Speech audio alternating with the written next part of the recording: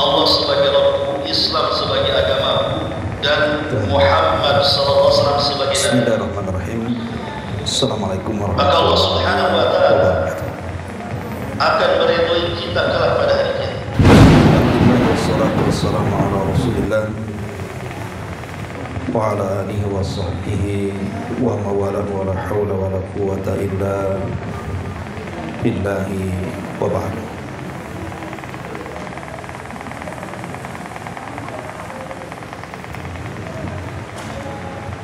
Kita lanjutkan kajian kita, masih membahas tafsir singkat dari surah Al-Baqarah, dan kita masuk pada ayat ke-174.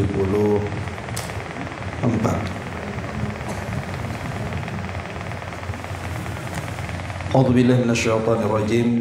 Bismillahirrahmanirrahim. Innal ladzina yaktumuna ma anzalallahu minal kitabi wa yashtaruna bihi thamanan qalilan ulaika ma ya'kuluna fi butunihim illa an-nar wa la yukallimuhumullahu yawmal qiyamati wa la yuzakkihim wa lahum adzabun alim.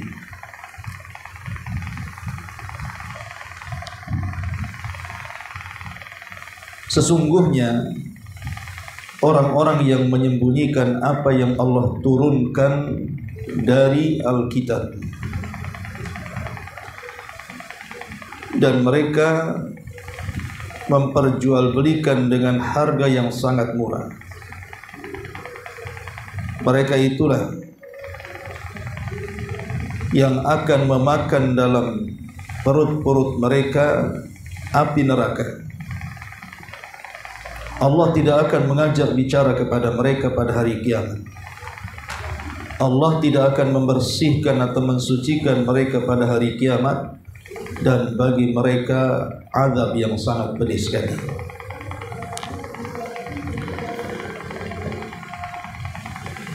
Di sini Allah Subhanahu wa taala mengancam orang-orang yang menyembunyikan kebenaran. Siapa mereka? Di sini Allah Subhanahu wa taala mengatakan, sesungguhnya orang-orang yang menyembunyikan apa yang Allah turunkan dari Alkitab. Ahli tafsir ada yang mengatakan maksudnya Alkitab di sini adalah Taurat. Berarti kalau makna Alkitab Taurat, kita sedang bicara tentang orang-orang Yahudi. Tetapi kalau yang dimaksud Alkitab ini maknanya adalah kitab-kitab langit, berarti khitab daripada ayat ini mencakup semua agama, baik Yahudi, Nasrani ataupun Islam. Yang jelas kalau sampai mereka menyembunyikan apa yang Allah turunkan kepada mereka, baik dilakukan orang Yahudi ataupun Nasrani ataupun kaum muslimin, dan menjual belikan ayat-ayat Allah dengan harga yang murah, maka hukumannya sangat berat. Karena ada dua dosa yang dilakukan. Pertama, menyembunyikan kebenaran, dan yang kedua, menjual belikan dengan harga yang murah. Makanya hukumannya tidak main-main. Hukumannya mereka akan diberi makan dari api neraka. Cukup sampai di sini? Tidak. Mereka tidak akan diajak bicara Allah, bahkan tidak akan dibersihkan Allah. Bahkan lebih daripada itu, sudah disiapkan kepada mereka azab yang sangat pedih.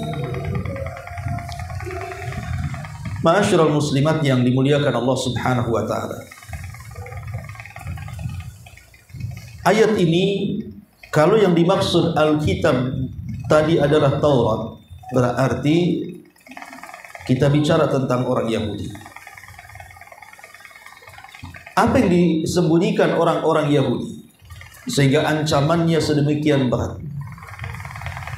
Yang dimaksud, yang disembunyikan orang-orang Yahudi yang telah Allah turunkan kepada mereka adalah soal kenabian. Jadi mereka mengingkari adanya kenabian Nabi kita Muhammad SAW yang sudah jelas-jelas sifat-sifatnya tercantum dalam Taurat. Karena hakikatnya bukan mereka tidak tahu, mereka paham Nabi yang akan muncul di akhir zaman itu mereka sangat paham. Bahkan saking pahamnya Allah Subhanahu wa taala menggambarkan ya'rifunahu kama ya'rifuna abna'ahum. Jadi mereka mengenal Nabi yang akan diutus itu, yang merupakan akhir al-anbiya, seperti mereka mengenal anak-anak mereka. Bagaimana orang tua mengenal anaknya? Tentu orang tua tahu karakter anaknya. Lah, seperti itulah mereka mengenal Nabi yang akan muncul, seperti mereka kenal siapa anak-anak mereka. Tetapi ketika Nabi SAW muncul di tengah-tengah mereka di kota Madinah, justru mereka mengingkari, padahal mereka tahu dia seorang Nabi. Alasannya karena hasad dan dengki saja. Kenapa Nabi yang diutus bukan dari Bani Israel? Kenapa pula dari Bani Ismail? Kenapa bukan dari kalangan mereka, malah muncul dari kalangan musuh mereka? Itulah yang kemudian mereka melakukan dosa yang sangat besar karena mengingkari utusan Allah Subhanahu wa taala. Bukti bahwa mereka itu sangat kenal Nabi sallallahu alaihi wasallam itu dilihat daripada para pembesar Yahudi di Madinah. Bagi yang betul-betul mencari kebenaran, seperti Abdullah ibn Salam, itu kan tokoh besar Yahudi Madinah. Memang dia mencari kebenaran. Ketika berjumpa dengan Nabi SAW dan ciri-cirinya sangat mencocoki, langsung masuk Islam dia. Dan itu tokoh besar, rujukan orang-orang Yahudi Madinah, Abdullah ibn Salam. Tetapi tidak sedikit tokoh-tokoh Yahudi yang justru mereka bukan tidak yakin Nabi SAW itu seorang Nabi, tapi karena hasad menghalangi hidayah mereka. Seperti umpamanya Huyai ibn Akhtab, ayahanda daripada Safiyah, istri Nabi. Atau seperti Ka'ab ibn Ashraf. Ka'ab ibn Ashraf ini kan dua tokoh besar. Bahkan yang lebih parah, Huyai ibn Akhtab dan Ka'ab ibn Ashraf ini pernah melobi orang-orang musyrik untuk bergabung melawan Nabi SAW. Sengaja mereka datang ke Mekah, mengajak orang-orang musyrik bergabung menyerang Nabi SAW dan para sahabatnya. Kemudian terjadi dialog antara orang-orang musyrik dengan Huyai ibn Akhtab dan juga Ka'ab ibn Ashraf, di mana orang-orang musyrik mengatakan, wahai Ka'ab, wahai Huyai, mana yang lebih berpetunjuk, apakah agama kami, kata orang-orang musyrik, ataukah agama si Muhammad itu? Kemudian orang-orang musyrik mengatakan, kami ini orang-orang baik, suka memberi makan jemaah haji, suka menyambung silaturahim, suka menolong orang. Kemudian disebutkan kebaikan. Tiba-tiba kemudian Ka'ab ibn Ashraf dan juga Huyai ibn Akhtab mengatakan, kalian jauh lebih berpetunjuk dibandingkan agama Muhammad. Padahal orang Yahudi tahu bahwa orang musyrik itu lebih jauh agamanya, karena tidak diutus kepada mereka nabi satupun ataupun kitab satupun yang turun kepada mereka kan. Kenapa kemudian tokoh Yahudi mengatakan seperti itu? Makanya kemudian turun ayat, alam tara ilal ladzina utu nasiban minal kitabi yu'minuna bil jibti wa taghut. Tidakkah engkau melihat orang-orang yang diberikan Alkitab, maksudnya Taurat dan Injil, mereka beriman kepada jibti dan kepada taghut. Ada yang mengatakan jibti di sini adalah Huyai ibn Akhtab dan taghut di sini artinya Ka'ab ibn Ashraf. Bahkan secara khusus Huyai ibn Akhtab ini ada kisah sendiri. Ketika Nabi SAW datang dari Mekah ke Madinah, kemudian singgah di Kuba, Huyai ibn Akhtab ini saking penasarannya, dia bawa saudaranya namanya Yasir. Yasir ibn Akhtab untuk menyelidiki apakah memang betul desas-desus Nabi itu dia orangnya ataukah bukan. Jadi Huyai ibn Akhtab dan juga Yasir saudaranya ini dari mulai pagi-pagi buta sampai tengah malam terus memperhatikan kedatangan Nabi SAW. Rupanya apa yang selama ini mereka yakini tentang ciri-cirinya ada pada Nabi. Sampai Yasir saudaranya Huyai mengatakan, ya Huyai, huwa, apakah memang itu dia? Apakah memang itu dia? Maka kata Huyai bin Akhtab, ya itu dia. Kata Yasir mengatakan, apakah kita harus mengikuti agamanya? Kata Huyai bin Akhtab, tidak. Walaupun itu dia, selama nyawa masih dikandung badan, aku akan memusuhi dia sampai ajal menjemput. Ini kan kesombongan. Dia sudah tahu memang Nabi SAW itu seorang Nabi. Kenapa kemudian dia tidak beriman? Itulah yang kemudian Allah Subhanahu wa Ta'ala katakan, sesungguhnya orang-orang yang menyembunyikan apa yang Allah turunkan dari Alkitab. Dari Alkitab maksudnya dari Taurat. Lebih celakanya lagi, wa yashtaruna bihi thamanan qalila. Mereka memperjualbelikan ayat-ayat Taurat itu dengan harga yang murah. Kenapa mereka memperjualbelikan? Karena mereka tidak mau beriman dengan Nabi SAW dan bertahan dengan keyahudian mereka. Mereka mengatakan, kalau kami tunduk dengan Muhammad, tentu kami tidak punya mata di mata-mata orang-orang Khazraj dan Aus. Siapa kami? Akhirnya kita akan merendah di sini.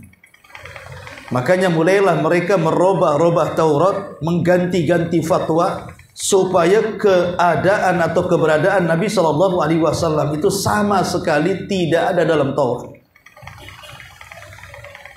Jadi mereka demi menjaga reputasi, demi menjaga jabatan mereka, terutama para pembesarnya, takut terhina kalau ikut agama Rasul, makanya mereka memberikan fatwa-fatwa yang nyeleneh, bahkan berhasil menghapus beberapa ayat dalam Taurat untuk kepentingan mereka. Dan ini dosa besar yang kedua. Setelah menyembunyikan keberadaan Nabi, mereka pun merubah-rubah Taurat hanya karena mengejar dunia dan meninggalkan akhirat. Makanya di sini Allah Subhanahu wa Ta'ala hukum mereka. Ulaika ma ya'kuluna fi butinihim illa an-nar. Mereka itulah tidak akan memakan dalam perut-perut mereka kecuali api neraka.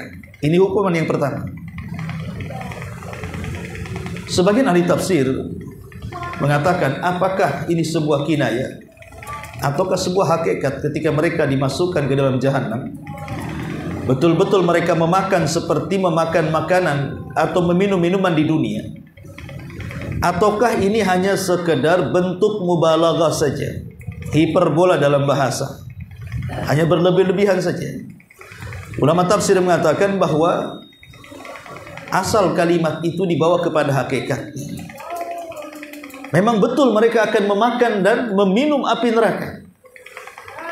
Dan hukuman orang-orang yang memakan api neraka itu bukan hanya orang-orang yang menyembunyikan kebenaran ataupun menjual ayat-ayat Allah dengan harga yang murah. Ada beberapa dosa yang lain. Contohnya umpamanya orang-orang yang memakan harta anak yatim. Allah Subhanahu wa Ta'ala mengatakan, wala ta'kulu amwalal yatama zulman innama ya'kuluna fi butinihim nara. Jangan kalian memakan harta anak yatim secara zalim, kan hakikatnya dia sedang memakan bara api neraka di perut mereka. Jadi ketika Allah mengatakan innama ya'kulun fi butunihim nara, hanya saja mereka sedang memakan dalam perut-perut mereka itu neraka, api neraka, itu dibawa ke hakikatnya. Ya, mereka memakan api neraka, meminum api neraka, na'udzubillah. Kemudian Allah Subhanahu wa Ta'ala mengatakan, wala yukallimuhumullahu. Hukuman yang kedua, mereka tidak akan diajak bicara. Mereka tidak akan diajak bicara. Apakah yang dimaksud tidak diajak bicara itu secara mutlak? Sama sekali Allah Subhanahu wa Ta'ala tidak berbicara dengan mereka.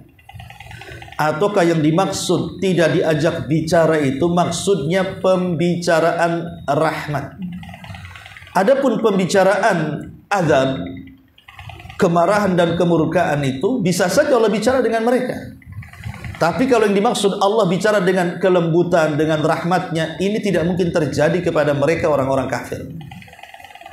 Dan ini yang banyak dikuatkan para ulama, artinya Allah tidak akan mengajak bicara mereka, maksudnya pembicaraan rahmat, bukan pembicaraan azab.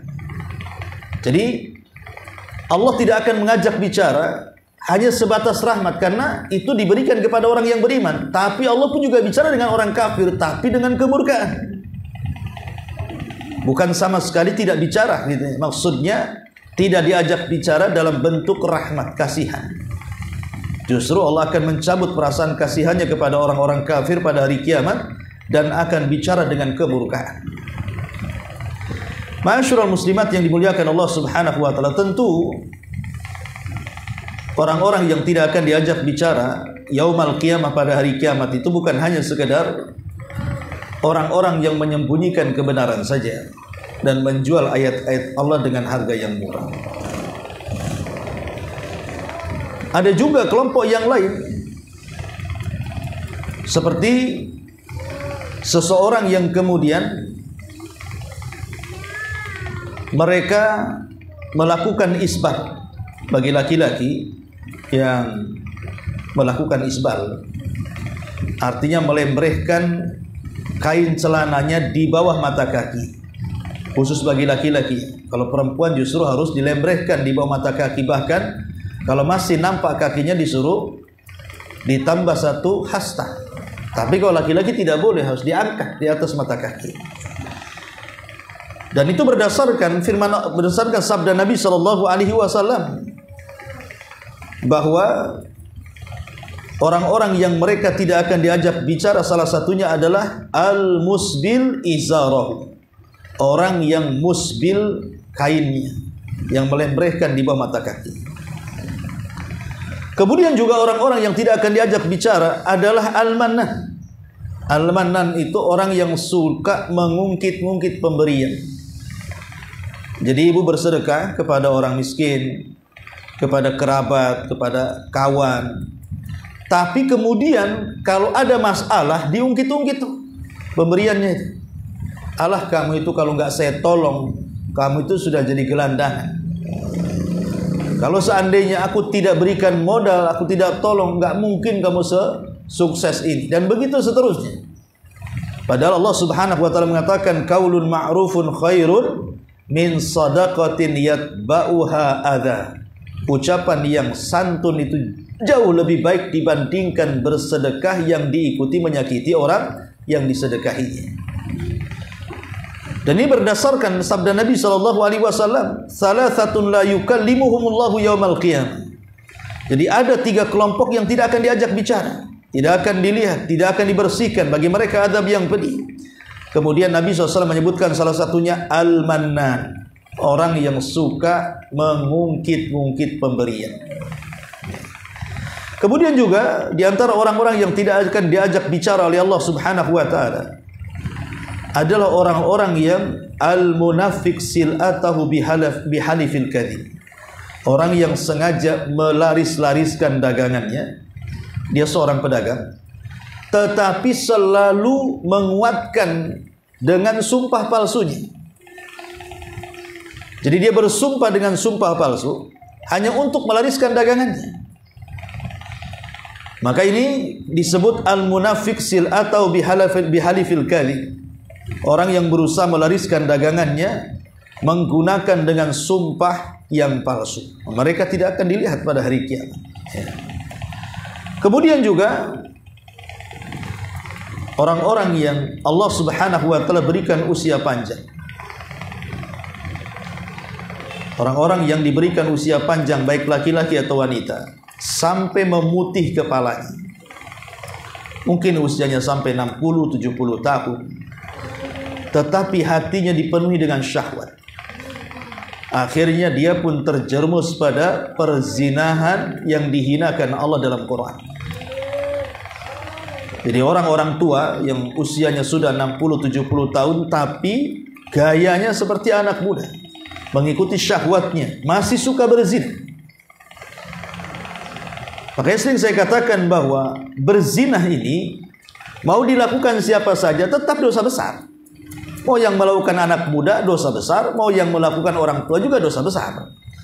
Tetapi ulama mengatakan bahwa kenapa dosa zina yang dilakukan orang yang sudah beruban, yang sudah tua renta, itu lebih besar dosanya sampai Allah tidak akan bicara dengan mereka pada hari kiamat. Pertama, karena biasanya orang yang sudah tua, apalagi 60 tahun ke atas, mereka sudah punya yang halal.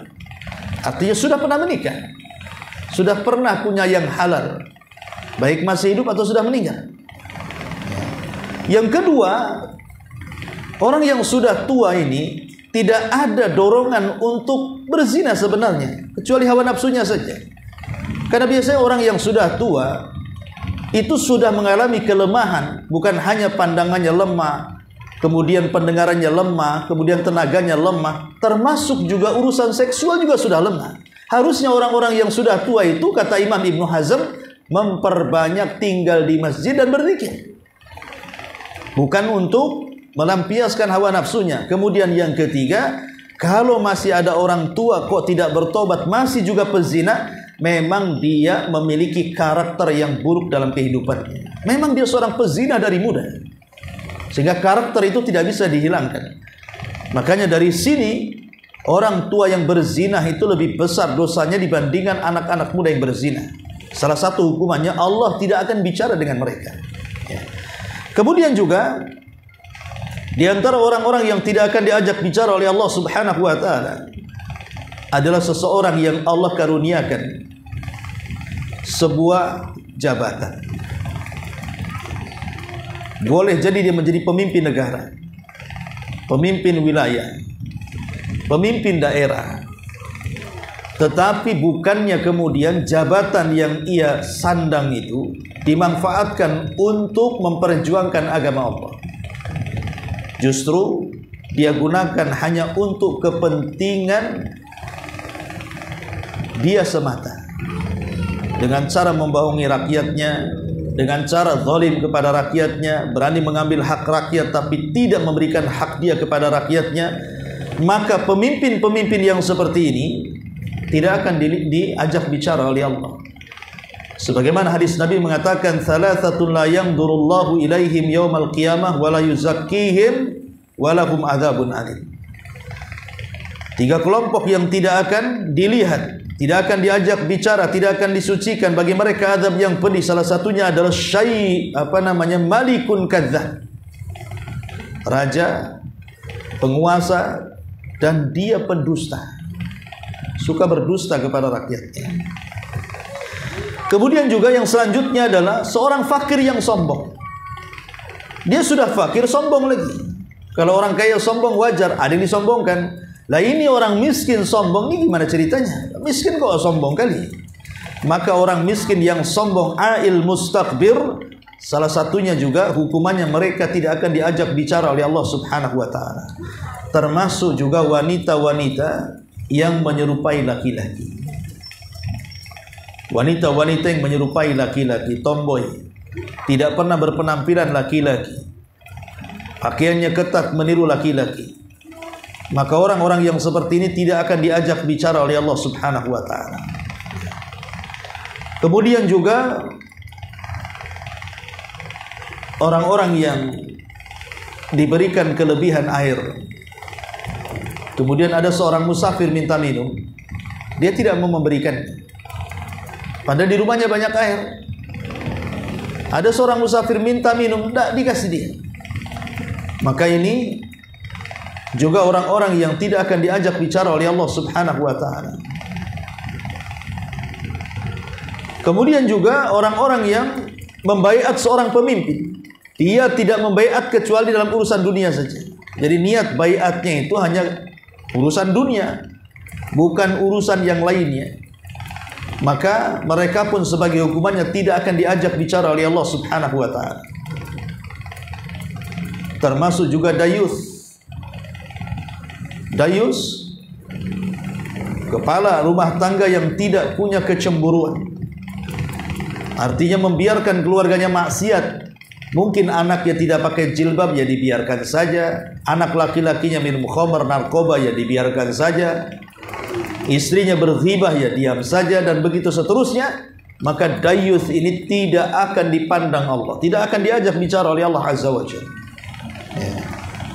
Ma'asyiral muslimat yang dimuliakan Allah, termasuk juga orang yang durhaka dengan orang tua. Orang-orang yang durhaka dengan orang tua juga hukumannya tidak akan diajak bicara, dipandang pun tidak. Ma'asyiral muslimat yang dimuliakan Allah Subhanahu wa taala. Jadi di sini Allah Subhanahu wa taala mengatakan wala yukallimuhumullahu yaumal qiyamah. Dan mereka tidak akan diajak bicara oleh Allah, wala yuzakkihim, dan Allah tidak akan membersihkan mereka.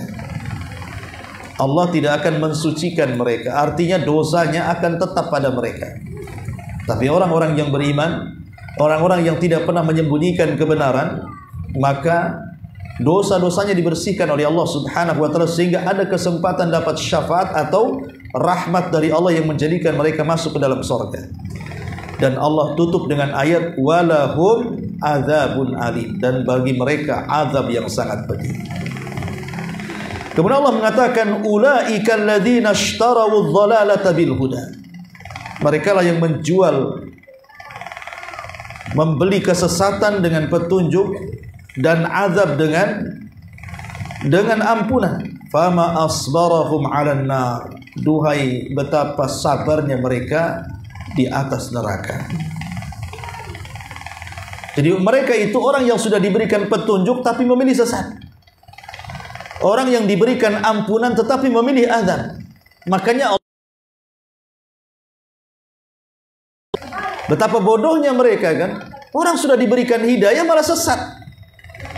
Sementara hidayah itu kan kenikmatan yang paling besar dibandingkan kenikmatan dunia yang lainnya. Seperti yang dikatakan Imam Ibnul Qayyim, tidak ada nikmat terbesar di dunia ini melebihi nikmat hidayah. Boleh jadi nikmat itu yang meninggalkan kita, atau kita yang meninggalkan nikmat itu. Kecuali nikmat hidayah tidak akan meninggalkan kita sampai kematian kita dan setelah kematian kita, bahkan sampai masuk ke dalam surga. Makanya mereka adalah orang-orang yang rugi. Kenapa bisa kemudian hidayah ditukar dengan kesesatan, ampunan ditukar dengan azab dari Allah Subhanahu wa taala? Kemudian Allah mengatakan dzalika bi anna Allah nazzala al-kitaba bil haqq. Yang demikian itu karena Allah telah menurunkan Alkitab dengan kebenaran. Wa innal ladzina ikhtalafu fil kitab la fi shiqaqin ba'id. Dan orang-orang yang mereka berselisih dalam Alkitab sungguh dalam perpecahan yang sangat jauh sekali. Dan ini Allah Subhanahu wa taala hendak mensifatkan bagaimana sifat orang-orang Yahudi itu yang suka berpecah belah. Rasul mengatakan orang-orang Yahudi akan terpecah menjadi 71 kelompok. Dan mereka yang disebutkan pertama, dan mereka lah yang memecah belah Nasrani dan memecah belah kaum muslimin. Jadi akar perpecahan itu ada di Yahudi. Yang memecah belah orang Nasrani ya Yahudi, yang memecah belah kaum muslimin juga Yahudi. Makanya Allah Subhanahu wa taala urutkan dalam urutan pertama dalam hadis Nabi sallallahu alaihi wasallam tentang perpecahan umat ini. Kita lihat siapa pendiri Khawarij? Yahudi. Ya, Abdullah ibn Sabah, Yahudi Son'ah. Kemudian siapa yang menciptakan Syiah? Yahudi juga kan gitu. Jadi dua kelompok Khawarij dan Syiah ini tokohnya sama. Kalau diurut-urut itu mereka adalah orang-orang yang beragama Yahudi, pura-pura masuk Islam, kemudian memecah belah kaum muslimin. Makanya di sini Allah Subhanahu wa taala ingin menjelaskan begitulah kelakuan orang-orang Yahudi, suka menyembunyikan kebenaran dan menjual belikan kebenaran dengan harga yang murah. Ma'asyiral muslimat yang dimuliakan Allah Azza wa Jalla, itu kalau yang dimaksud Alkitab di sini adalah Taurat. Tapi kalau yang dimaksud Alkitab di sini artinya bukan Taurat, berarti mencakup juga Al-Qur'an. Maka khitab ayat ini juga berlaku kepada kita. Karena ada kaidah Al-Quran mengatakan al-ibratu bi umumil lafzi la bi khususi sabab. Bahwa ibrah itu bukan karena sebab khusus turunnya ayat itu, tetapi karena umumnya lafaz Quran. Lah ketika kemudian Alkitab juga bisa diartikan kitab-kitab langit termasuk juga Al-Quran, berarti siapapun kaum muslimin yang mereka menyembunyikan kebenaran, tidak mau menyampaikan kepada umat, maka terancam dengan ayat ini. Terancam dengan ayat ini. Terutama para dai, para ustaz, para kiai, para ajengan, tuan guru atau siapapun yang mendakwahkan Islam. Sampaikan yang hak itu hak, yang batil itu batil. Tetapi sayangnya ulama itu terbagi menjadi tiga. Ada yang disebut dengan ulama usulta, ada yang disebut dengan ulama ul ummah, ada yang disebut dengan ulama ul millah. Adapun ulama usulta, ulama sulta itu artinya ulama-ulama yang dekat dengan penguasa, alias ulama-ulama yang suka menjilat para penguasa. Mereka lah ulama-ulama yang kalau berfatwa ikut selera pemerintah, yang kalau berfatwa itu ikut selera penguasa.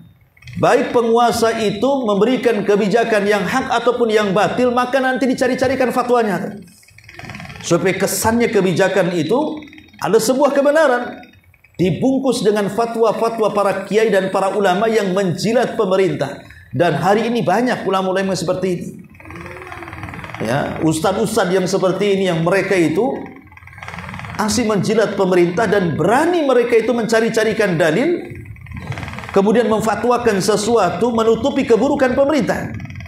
Itu disebut ulama usulta, ulama yang disebut dengan para penjilat pemerintah. Yang kedua, ada yang disebut dengan ulama ul ummah.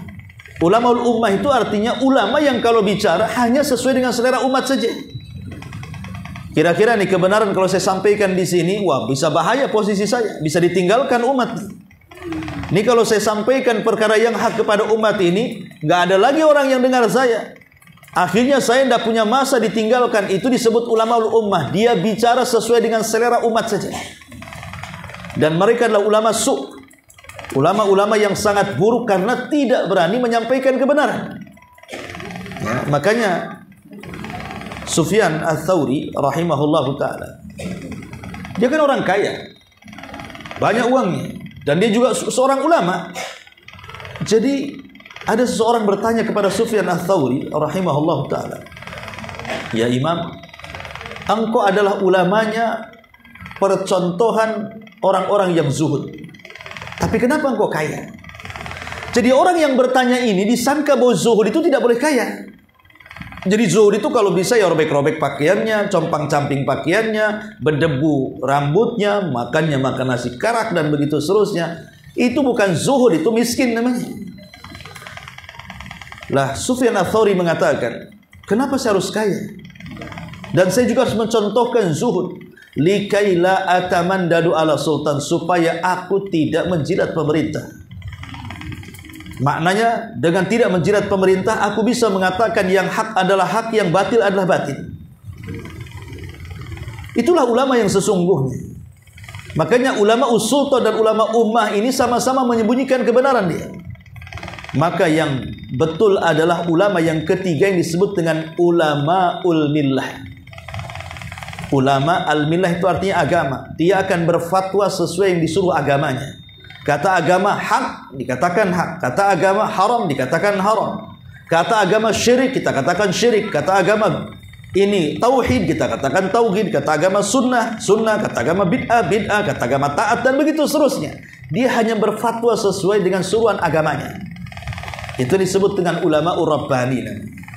Ulama-ulama yang memang mentarbiyah umat menuju Al-Quran dan sunnah Nabi sallallahu alaihi wasallam. Maka siapapun yang menyerukan Islam kepada halayak manusia dan dia menyembunyikan kebenaran yang harusnya disampaikan, maka dia terancam dengan ayat ini, di mana Allah Subhanahu wa taala akan memberikan banyak hukuman, memberikan makan api neraka, tidak akan diajak bicara, tidak akan dilihat, bahkan Allah sediakan azab yang pedih bagi mereka.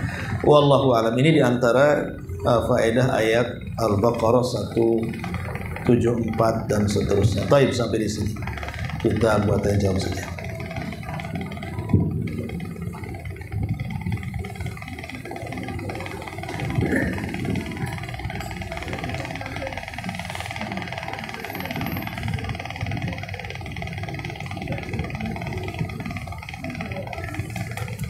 Assalamualaikum warahmatullahi wabarakatuh. Ya, waalaikumsalam. Nah, pada ayat yang 174 tadi, di mana orang yang diturunkan Alkitab tapi dia tidak mau menyampaikan kebenaran atau menyembunyikan kebenaran dan dihukum dengan ayat yang lain, yaitu menjual agamanya, maka apakah termasuk orang yang ketika dia menikah dengan non-muslim tapi dia menanggalkan keislamannya kemudian murtad demi mencari kekayaan dari pasangan yang ingin dia nikahi, apakah ini masuk ke dalam kategori orang yang menjual agamanya? Iya. Alhamdulillah wassalatu wassalamu ala rasulillah. Maka contoh yang tadi diungkapkan itu masuk pada dua-duanya. Dia menyembunyikan kebenaran bahwa Islam itu agama satu-satunya yang benar, dia tidak mengakui. Malah agama lain pula diakui. Yang kemudian setelah itu dia jual agamanya dengan harga yang murah. Dia tidak tahu kalau seandainya dunia ini dikumpulkan, satu dunia loh dikumpulkan. Jadi kita ini anggap saja ibu ini penguasa dunia. Tanah punya ibu, gedung punya ibu, kendaraan punya ibu. Dari ujung timur, barat, selatan, utara. Itu tidak sebanding dengan neraka. Tidak sebanding dengan neraka. Makanya ada hadis yang mengatakan bahwa ada orang yang dihadapkan kepada Allah, dicelupkan di neraka satu kali. Orang ini orang paling bahagia di dunia. Tapi Allah takdirkan termasuk penduduk neraka. Dimasukkan sekali ke neraka, dicelupkan, kemudian ditanya, masih tersisa memori kenikmatanmu di dunia? Dia mengatakan tidak. Hilang satu celupan di dunia, menghilangkan memori kenikmatan yang pernah dijalani di dunia. Padahal sering saya katakan, sesusah-susahnya orang di dunia itu, sebelangsak-belangsaknya orang di dunia, kalau pernah kaya, dia masih teringat dulu kaya. Masih teringat lah kan gitu. Anggap saja ada orang kaya 20 tahun, habis itu terjun payung jadi miskin 60 tahun. Dia masih ingat dulu waktu kaya kan, masih terpikir, memorinya masih ada mesti. Tapi orang dicelupkan ke neraka itu menghilangkan memori semua. Ketika ditanya, apakah hal marra bika min na'imin qad? Masih teringat memori kenikmatan di dunia? Dia mengatakan, la ya Rabb, tidak sama sekali. Hilang semuanya. Ya. Jadi seolah-olah dia hanya hidup di dunia itu sehari atau setengah hari saja. Padahal dunia, ketika di dunia di genggaman dia. Tapi ketika meninggal dunia, masuk neraka, Allah hilangkan semua ingatannya. Jadi buat apa mengejar dunia kemudian menutupi kebenaran Islam, menjual pula Islam dengan harga yang murah dengan kemurtatan hanya gara-gara dunia saja. Dunia lo nggak ada apa-apanya, pasti akan hilang, pasti juga akan meninggalkan dunia atau dunia meninggalkan kita. Jadi apa gunanya kemudian harus murtad menjual ayat-ayat Allah dengan harga yang murah tadi? Jadi contoh tadi yang masuk pada dua-duanya itu bukan hanya menjual ayat Allah, tetapi juga menyembunyikan kebenaran Islam. Bahwa Islam agama satu-satunya yang hak, dia berani pindah ke lain agama. Lebih parah lagi, dijual dengan harga yang murah hanya karena mengejar dunia tadi. Ya. Maka sangat rugi orang-orang yang keluar dari Islam ini. Wallahu a'lam. Iya. Tadi kan umurnya bertanya Muslim menikah dengan non-Muslim. Gimana kalau misalnya kita beda masalah, misalnya yang sunat menikah dengan yang misalnya yang tabligh, itu apa termasuk dalam kategori dua agama? Iya, alhamdulillah. Kalau saya buat lingkaran yang paling besar, ini lingkaran kafir. Kemudian saya buat lingkaran besar ini lebih kecil lagi dari yang besar. Ini lingkaran muslim. Kemudian saya buat lingkaran kecil lagi. Yang ketiga, itu lingkaran ahli sunnah wal jamaah. Orang yang keluar sunnah, masuk ke lingkaran mana? Ke lingkaran yang kedua, muslim. ketika keluar dari lingkaran yang kedua, masuk ke lingkaran yang ketiga kafir. Artinya, ketika seseorang itu masih dalam lingkaran yang kedua, dia masih muslim, masih Islam, ya. Artinya muamalah dengan siapapun, baik pernikahan, jual beli, ataupun apapun yang terjadi, itu masih dibolehkan karena dia masih muslim. Tetapi karena hidayah itu bukan hanya dalam Islam, tapi bukan hanya masuk Islam, tetapi juga di dalam Islam juga perlu hidayah. Karena ada orang ngaku Islam KTP tapi nak sholat kan. Ada orang masuk Islam tapi suruh zakat tak mau, suruh sedekah tak mau, suruh silaturahim tak mau, suruh baca Quran menghindar, suruh zikir tak enggan, dan begitu seterusnya. Jadi itu hanya masuk lingkaran kedua saja tuh. Tapi kalau ingin masuk yang betul-betul mendapatkan hidayah, bukan hanya Islam, masuk ke lingkaran yang ketiga yang paling kecil, lingkaran sunnah, berarti dia akan lebih selamatnya jauh lebih dekat dibandingkan celakanya. Dari sini, kalau seseorang menikah dengan sesama sunnah tentu jauh lebih baik, karena selamatnya lebih tinggi dibandingkan tidaknya, karena untuk menjaga keutuhan rumah tangga. Sebab kalau lain pemahaman, berapa banyak orang-orang yang berbeda pemahaman akhirnya bercerai. Banyak kok. Yang satu ini madhab anu, yang satu madhab ini. Karena gara-gara fanatik madhab pernah terjadi di zaman dulu, bukan hanya tidak boleh saling menikah, ataupun terjadi perceraian, bukan hanya sebatas sampai perang. Ya, di zaman dulu tuh. Ya, tapi itu kan bukan tradisi Islam. Ya, hanya fanatik madhab itu kan tradisi jahiliyah. Makanya ketika seseorang menikah, maka sebaiknya cari yang bukan hanya Islam saja, tapi cari yang seakidah. Karena dikhawatirkan seseorang kemudian terseret dengan subhatnya, yang tadinya niatnya menyeret suaminya atau istrinya masuk ke dalam sunnah, dia pula yang terseret ke ajaran pasangannya. Dan itu banyak kasusnya, seperti contoh kasus Imran ibn Khattab. Itu ulama dunia tuh, semua datang belajar padanya. Dia membidangi semua ilmu, mau tafsirnya, mau hadisnya, mau syairnya. Di zaman itu ulama besar Imran bin Khattab itu. Dia terpincut dengan anak putri pamannya, kebetulan cantik. Jadi teman-teman sesama ulamanya mengingatkan, jangan menikah dengan wanita itu karena keluarganya khawarij. Tapi dengan keyakinannya, dia mengatakan, gak apa-apa, aku akan menikahinya. Nanti kujamin keluarganya akan aku seret ke dalam ahli sunnah. Rupanya sudah menikah, dia pula yang jadi khawarij. Ada ulama besar, dan meninggal di atas khawarij sampai mati sul khatim. Itu makanya kan, ya sebaiknya kalau menikah ya cari yang semanhaj dan seakidah, supaya tidak merepotkan dalam keluarga. Wallahu a'lam. Ya. Di sebuah pemerintahan, misalnya pemerintah ada sebuah lembaga dakwah atau lembaga perkumpulan para dai atau seperti itu kalau di Indonesia, di mana mereka ini bekerja untuk pemerintah dan dalam mengeluarkan fatwa untuk pemerintah. Nah, mereka ini ulama sub yang mengeluarkan fatwa sekehendak dari pemerintah dan keinginan masyarakat. Yang ingin ditanyakan adalah bagaimana hukum dari rezeki yang dia dapatkan oleh ulama ini, Ustaz? Apakah itu halal sementara dia bekerja di sebuah lembaga, kan dia diberi gaji dan mendapatkan rezeki itu kan ada dengan dua cara. Satu, halal secara zatnya, yang kedua juga halal cara mendapatkannya. Dia mendapatkannya secara halal dengan diberi upah oleh pemerintah, tapi pekerjaannya itu membuat sebuah kebijakan-kebijakan atas keinginan pemerintah, di mana dia termasuk dalam kelompok itu membuat pelanggaran-pelanggaran terhadap syariat Allah Subhanahu wa Ta'ala. Itu bagaimana?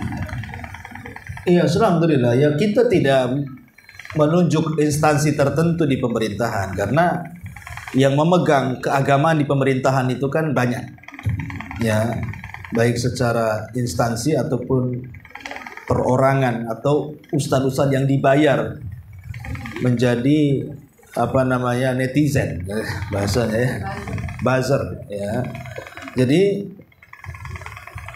siapapun ulamanya, baik dalam bentuk instansi pemerintah ataupun perorangan, buzzer atau yang semacamnya, kalau dia sudah berfatwa dan fatwanya tidak disaring, sama sekali dia berfatwanya tidak disaring, hanya titipan pemerintah, tolong saya akan melakukan kebijakan seperti ini, kalian buat fatwa supaya tidak mengacaukan umat.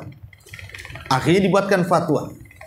Pada sudah jelas-jelas kebijakan itu menyelisih syar'i. Contoh umpamanya fatwa tidak bolehnya mengkritik LGBT. Ya, walaupun kan ini kan selangkah-selangkah kan. Awalnya dibolehkan dulu, nanti terakhirnya boleh pula kawin sesama mereka. Tapi kan dibuat langkah-langkah sedikit-sedikit tuh. Lah kemudian para orang-orang yang dianggap alim ulama itu mulai mereka mencari fatwa dengan membanding-bandingkan Indonesia dengan Barat, tentang ukhuwah insaniyah dan begitu seterusnya yang banyak, akhirnya termakan Islam liberal. Kemudian memfatwakan sesuatu itu masuk di sini. Mereka menjual ayat-ayat Al-Quran itu. Sudah jelas-jelas Quran itu melarang tidak boleh melakukan homoseksual, lesbi dan yang semacamnya. Dia mencari-cari celah pula dengan argumen dia itu masuk pada ayat ini. Adapun kemudian hasilnya, ya tahu itu hasil penjilat kan gitu. Dia lebih memilih yang rendah dibandingkan yang tinggi. Kalau dia sudah berfatwa dengan fatwa yang menyimpang, hanya titipan dari pemerintah, hakikatnya dia telah menyembunyikan kebenaran dan dia memilih yang rendah dibandingkan yang tinggi, sorga. Dia memilih neraka dibandingkan sorga. Dia memilih azab dibandingkan ampunan kalau seperti itu. Ya. Adapun bagaimana hasilnya, ya lihat juga apakah fatwanya terus-terusan memfatwakan seperti itu, digaji untuk berfatwa dengan fatwa yang sesat, ya haram. Memang dia digaji untuk berfatwa dengan fatwa yang sesat kan gitu. Ya haram lah, tujuannya udah jahat. Dan itu lebih parah dibandingkan orang yang mencuri, dibandingkan orang yang berjudi, dibandingkan orang yang jual khamar gitu ya. Kenapa? Kalau orang yang berjudi, minum khamar, itu kan bahayanya untuk orang yang minum saja, orang yang berjudi saja, tidak membahayakan orang. Tapi kalau fatwa ulama ini bisa ribuan jutaan orang itu terkena syubhat dia.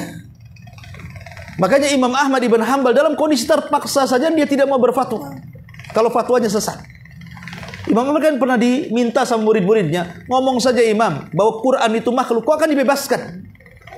Tapi Imam nggak mau. Sampai muridnya datang ke penjara, kata Imam Ahmad, kau tidak lihat tuh ribuan orang sudah megang pena dengan buku. Kalau saya mengatakan A, semua akan mencatatnya. Berapa ribu saya akan sesatkan, kata Imam Ahmad. Akhirnya tak mau. Sampai disiksa, sampai pingsan, sampai mau mati Imam Ahmad di penjara. 3 kurun kekuasaan loh, dari Khalifah Ma'mun, Khalifah Mutasim sampai Khalifah Wathiq. Kalau di Indonesia mungkin mulai Bung Karno, Pak Harto, Megawati gitu ya. Baru zaman Pak Gus Dur gitu dibebasin gitu ya. Nah ini mulai dari Ma'mun, kemudian Khalifah Mu'tasim, kemudian Wathiq, baru di era Mutawakil dibebaskan. Hanya tidak mau mengeluarkan fatwa Quran makhluk. Quran itu tetap kalamullah, bukan makhluk. Lah seperti itulah ulama yang teguh dalam memegang kebenaran. Wallahu a'lam. Ustaz, satu titipan ini Ustaz, anak bacakan pertanyaannya begini Ustaz. Mungkin beliau ini menyimak lewat live, jadi kirim ke anak ini pertanyaannya. Begini pertanyaannya, tadi kan Ustaz menjelaskan tentang orang-orang yang tidak diajak bicara. Salah satunya adalah almanan, yaitu orang-orang yang suka mengungkit-ungkit pemberian. Yang jadi pertanyaan beliau ini adalah, bagaimana Ustaz, apakah saya termasuk orang yang mengungkit-ungkit pemberian ketika ada orang yang saya beri ini dia melakukan sebuah kesalahan yang membuat saya tidak suka, tapi saya menyampaikan bahwa saya sudah banyak memberi bantuan kepada dia, tapi tidak di hadapannya, tapi di hadapan keluarga yang lain. Apakah ini saya termasuk orang yang mengungkit-ungkit pemberian? Iya, itu masuk. Ya, mengungkit-ungkit pemberian. Makanya kenapa Aisyah radhiyallahu anha itu kalau memberi sesuatu langsung ditutup pintunya. Jadi kalau ada pengemis langsung dikasih, langsung ditutup pintunya. Dia tidak mau mendengar ucapan jazakillah khairan. Itu Aisyah. Bayangkan, dia tidak mau mendengar kalimat itu. Padahal kan sudah kewajiban orang yang diberi sedekah kan mendoakan kan, jazakumullah khairan, jazakillah khairan. Ya. Tapi Aisyah tidak mau mendengar kalimat itu. Dikasih langsung tutup pintunya. Kenapa coba?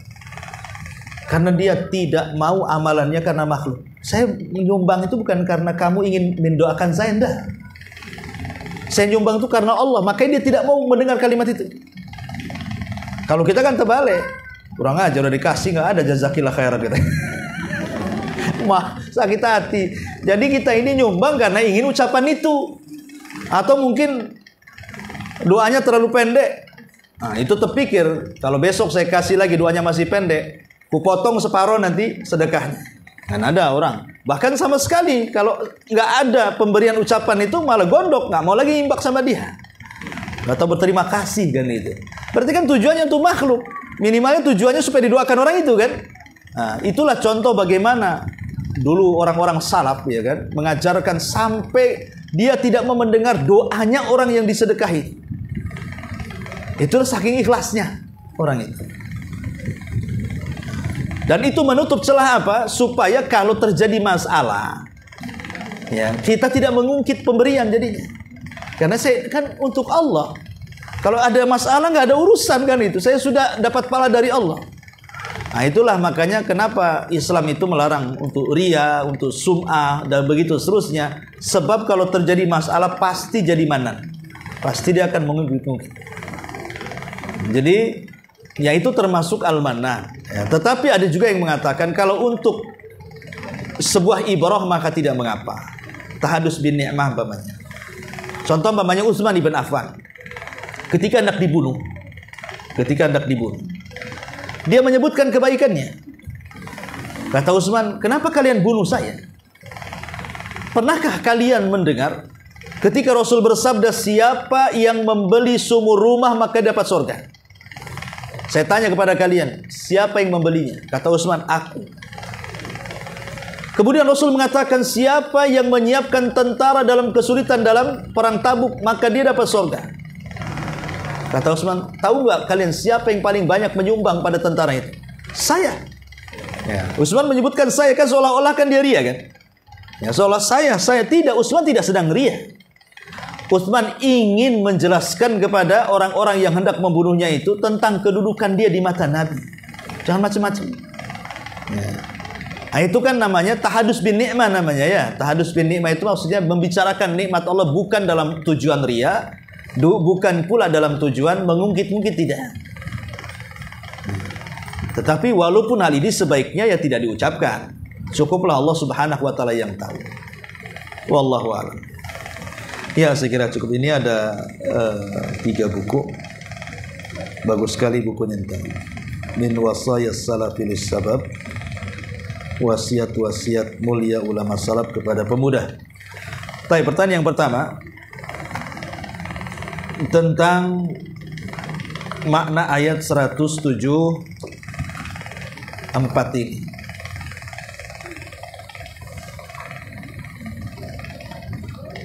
Apa makna daripada kalimat Alkitab dalam ayat 107:4 ini? Ada 2 makna. Terserah. Ya. Menyembunyikan kebenaran, menjual dengan harga murah. Saya tanya mana Alkitab di situ. Iya, silakan. Kalau kita itu rawat, bukan Ahsan.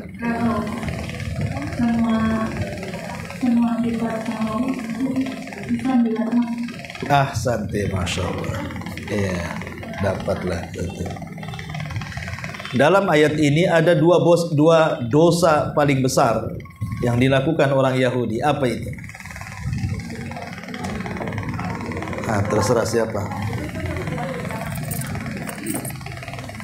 ada dosa besar dalam kandungan ayat ini, yaitu menyembunyikan kebenaran dan memperjualbelikan agama dengan harga yang sedikit. Masya Allah, ahsanti. Dalam ayat yang sama juga Allah Subhanahu wa Ta'ala menghukum dengan beberapa hukuman bagi orang yang menyembunyikan kebenaran dan memperjualbelikan ayat dengan harga yang murah. Sebutkan hukuman dalam ayat ini.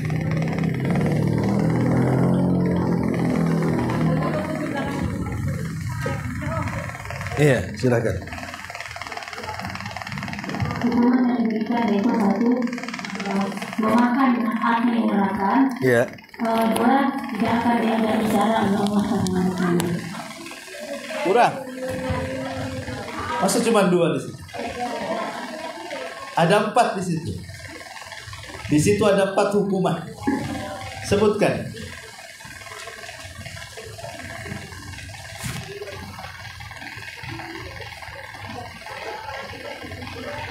Itu Bu tuh. Itu kasih.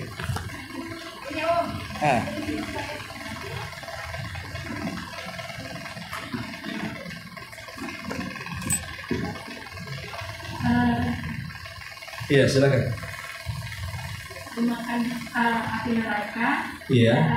Allah tidak akan berbicara padanya. 2. Dan Allah tidak akan mencucikannya. 3. Dan bagi mereka sekali. 4. Ahsan. Sudah ada. Baik, sampai di sini subhanallah bihamdika asyhadu an la ilaha illa anta.